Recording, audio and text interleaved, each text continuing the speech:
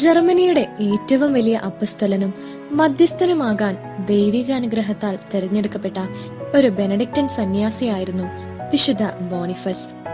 716 വിശുദ്ധന്റെ ആദ്യ പ്രേക്ഷിത ദൗത്യം അത്ര കണ്ട് വിജയിച്ചില്ല.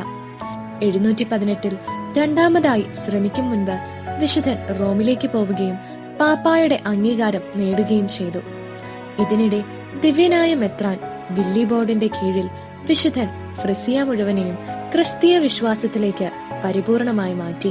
722 നവംബർ 30 ഗ്രിഗറി രണ്ടാമൻ പാപ്പ ബോണിഫസിനെ മെത്രാനായി അഭിഷേകം ചെയ്തു.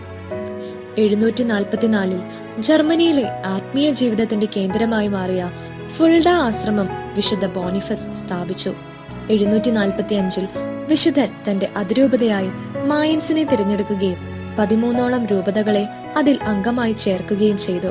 തന്റെ 74-ാമത്തെ വയസ്സിൽ യുവത്വത്തിന്റേതായ ഊർജ്ജസ്വലതയോടുകൂടി വിശുദ്ധൻ ജനങ്ങളെ തിരികെ വിശ്വാസത്തിലേക്ക് കൊണ്ടുവരുവാനുള്ള പ്രവർത്തനങ്ങൾക്ക് തുടക്കം കുറിച്ചു. എന്നാൽ ആ ദൗത്യം വിശുദ്ധന് പൂർണ്ണമാക്കുവാൻ കഴിഞ്ഞില്ല.